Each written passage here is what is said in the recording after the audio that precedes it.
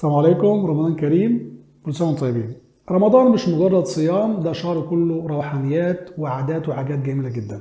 النهارده هكلمكم عن 3 كلمات بتوصف رمضان بالانجليزي. أول كلمة كلمة generosity، وتاني واحدة spirituality، وآخر واحدة devotion. يلا نشوفهم مع بعض. أول كلمة هي كلمة generosity. generosity دي معناها الكرم، يعني بنلاقي في رمضان الناس بتساعد بعض، بتوزع وجبات الإفطار للفقراء، بتتصدق. فلو عايز توصف ده بالإنجليزي هتقول إيه؟ شوف المثال ده.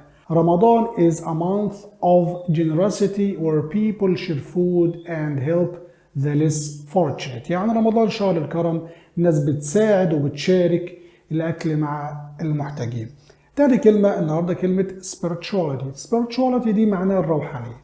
يعني رمضان مش مجرد صيام عن الأكل والشرب زي ما احنا عارفين، لكن كمان وقت للعبادة والتفرغ والتقرب لله عز وجل والشعور بالطمأنينة والسلام الداخلي.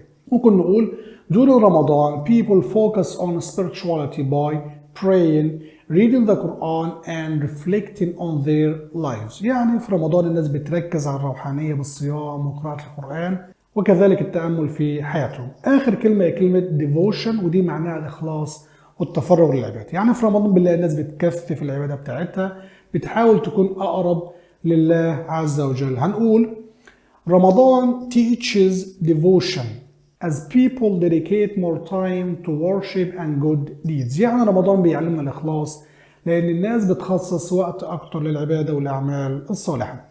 يبقى رمضان كرم generosity، رمضان روحانية spirituality، رمضان إخلاص devotion. لو عجبك الفيديو ما تنساش تكتب لي في الكومنت، وما تنساش تعمل لايك وشير، وأشوفكم في فيديو جديد. رمضان كريم، كل سنة وانتم طيبين.